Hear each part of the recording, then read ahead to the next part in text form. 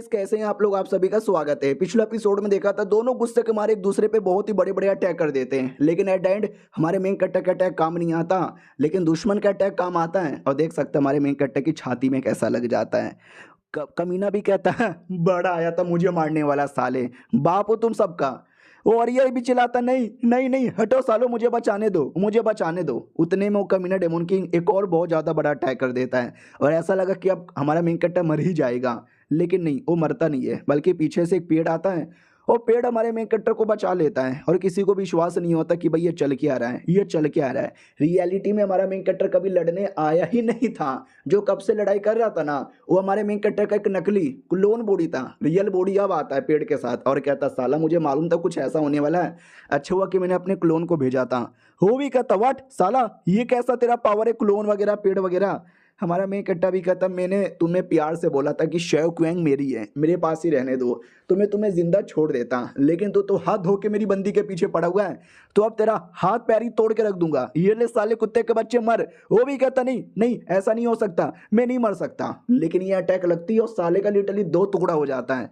हमारा मेन कट्टा भी कहता, मर गया साला। एक सेकंड, उसकी बॉडी से कुछ तो नीचे गिर रहा है, तो लिटरली एक औरत निकलती है। हमारा मेन कट्टा भी कहता है, अबे ये डेमन किंग के बॉडी के अंदर कोई औरत यहाँ पे थी और ये बिल्कुल शव क्वीन जैसी लग रही है। अबे वो लड़की, वो उठ यार। बाकी वो सारे डेमन पगला जाते कि अरे हमारे लॉर्ड को मारा, हमारे लॉर्ड के टुकड़े टुकड़े यहाँ पे कर दिया मम्मी, अब हमारी भी बैंड बज जाएगी। हाँ ये क्या हो रहा है, हमारी पूरी की पूरी बॉडी ब्लास्ट हो रही है, अरे हम मर जाएंगे। हाँ तो उनकी बॉडी ब्लास्ट होती है और वो मर जाते हैं। और वो जो औरत शेव क्वेंग नहीं थी, उसकी जैसी दिख रही थी, उसको लाया जाता है, जिसको देख के अपनी वाली कहती है, अरे तुमने इस लड़की को जान से मार डाला क्या। हमारा मेन कट्टा भी कहता, रहे मैंने इसको नहीं मारा, मैंने तो डेमन को मारा था, ये तो शायद ऑटोमेटिक ही मर गई होगी, उसकी बॉडी के अंदर थी, लेकिन ये तुम्हारी तरह क्यों दिख रही है। हाँ यार ऐसा क्यों, तुम्हारी जुड़वा बहन है क्या यार। तो शेव क्वीन भी कहती, वेल मुझे कभी लगा नहीं था इस औरत के साथ वापस कभी मुलाकात होगा। हाँ एक है, एक पुरानी कहानी, एक पुराना रिश्ता है हमारा। हमारा मेन कट्टा भी कहता, अच्छा तो जानती हो क्या, थोड़ा डिटेल में बताने का कष्ट करोगी। और उसके बाद वो पूरी कहानी बताती है और कहानी बेसिकली ये था कि मैं और ये जो है ना, हम दोनों एक है और हम दोनों बेसिकली डेमन किंग के ही एक अंश है। तो हमारे मेन कट्टा को विश्वास नहीं होता। व्हाट, हाँ अबे क्या बकना चाहती हो, ये तो सुनने से कितना इम्पॉसिबल लगता है, अबे मोटी होश में आना। वो भी कहती, क्या वो चैन से सोने भी नहीं देते। हमारा मेन कट्टा भी कहता, सुनिए क्या कहती है। तो वो भी कहती है कि हाँ मैं बताती हूँ एग्जैक्ट डिटेल क्या है, मैं तो एक भूत हूँ, लेकिन पहले तो इंसान यहाँ पे थी, कभी ना कभी तो मैं मर चुकी रहूंगी। तो मुझे ये याद नहीं मैं कब मरी कैसे मरी, लेकिन मरने के बाद मेरे को एक मेमोरी याद है, जिस मेमोरी के अंदर है ना, जब मैं पैदा हुई थी, तो जब पैदा हुई थी तो मुझे ये पता चला कि मैं रियलिटी में किसी मतलब ऐसा जो नॉर्मली पैदा होते हैं ना, नॉर्मली पैदा नहीं हुए थे, उसे डेमन किंग ने अपनी आत्मा के कई टुकड़े किए थे और एक छोटा सा टुकड़ा मेरी माँ के कोख में डाला था। तो उसकी माँ के कोख में जो बच्चा पैदा हुआ, वो बच्चा बेसिकली मैं ही यहाँ पे थी। तो ये भी कहती, oh my God, oh my God God God God God God God God God God, ये तो कहानी में बहुत ही बड़ा ट्विस्ट आ चुका है, ट्विस्ट पे ट्विस्ट पे ट्विस्ट है। वो भी कहती, मुझे मालूम था कि ये जो कमीना डेमन है ना मेरे पीछे क्यों पड़ा हुआ है, मैं सुंदर लड़की इसके लिए नहीं, क्योंकि उसको मालूम है मैं उसकी आत्मा का एक टुकड़ा हूँ, अगर वो मुझे लेकर वापस अपनी बॉडी में समा लेगा तो उसकी आत्मा पूरी हो जाएगी। ये जो लड़की मरी है ना, ये भी पक्का मेरी डेड बॉडी होगी, या तो मेरे जैसा उसकी आत्मा की कोई और टुकड़ी यहाँ पर होगी। तो ये बेसिकली बात यहाँ पे थी, लेकिन अब तुमने सब कुछ ठीक कर दिया, आई एम फकिंग हैप्पी। तो सिस्टम भी कहती है, एक सेकंड, हैप्पी हैप्पी, ऐसा लगता मिशन पूरा हो गया। हाँ मिशन पूरा होगा, पट गई वो पट गई। अब मुझे समझ आ गया पहले पट क्यों नहीं पा रही थी, क्योंकि पहले डेमन किंग जिंदा था, जब तक डेमन किंग ने ना मरेगा जब तक प्यार नहीं हो सकता। हमारा मेन कट्टा भी लग, हाँ अब मुझे पूरा लॉजिक यहाँ पे समझ आया, ये रियलिटी में डेमन के साथ ही कनेक्टेड यहाँ पे थी और पहले डर यहाँ पे था, डेमन आएगा, डेमन लेके चल जाएगा, ये कर देगा वो कर देगा। अब डेमन यहाँ से मारा जा चुका है तो ये कंप्लीटली आज़ाद हो गई, तो अपनी दिल की बातें रख पा रही है, तभी फाइनली मिशन पूरा हुआ। अब आते 2 दिन बाद, जहाँ पे डेड बॉडी पड़ी थी, अपनी वाली आती है और कहती है कि तुम मैं हम दोनों एक ही है, डेमन के ही टुकड़े। अब वो डेमन जा चुका है, अब टुकड़े टुकड़े बचे हुए हैं, तो ये छोटा टुकड़ा आ जा, समा जा मेरे अंदर, जिससे मैं अपना पावर यहाँ पे पूरा कर लूंगी और स्ट्रॉन्ग यहाँ पे बन जाऊंगी। आ जाओ समा जाओ। तो जैसे मतलब ऐसा समाती है ना, प्रॉब्लम होने लगता है, दर्द होने लगता है, जोर जोर से चिल्लाने लगती है।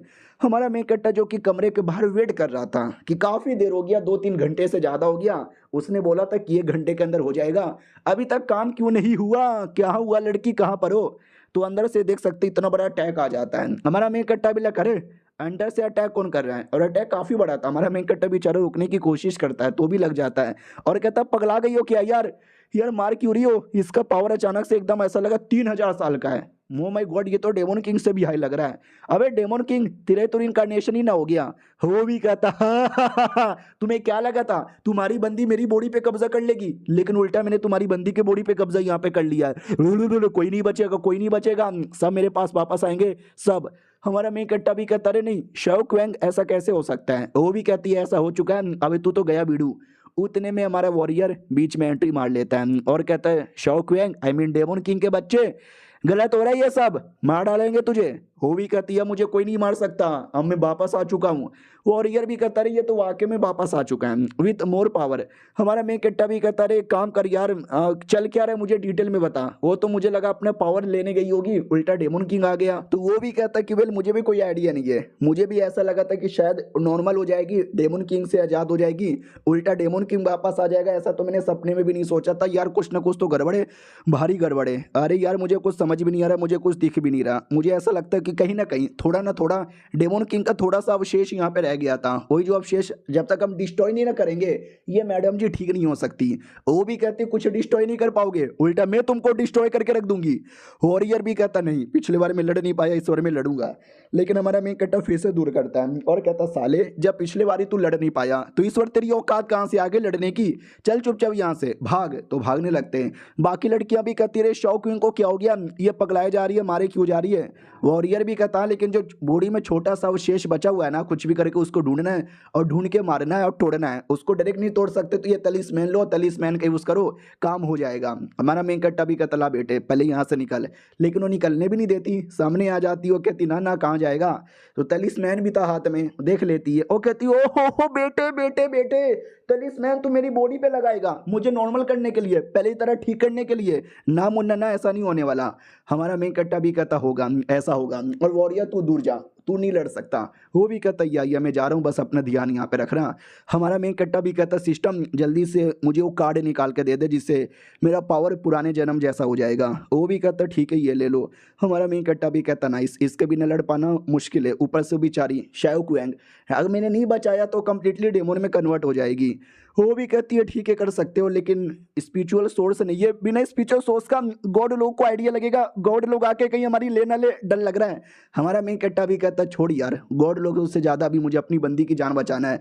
तो आई एम फकिंग रेडी। देख सकते हैं पुराने जन्म का पावर में आ जाता है और लड़ने को रेडी हो जाता है। और ये चैप्टर यहीं पे ख़त्म। मिलते हैं किसी और वीडियो में, जब तक के लिए बाय बाय।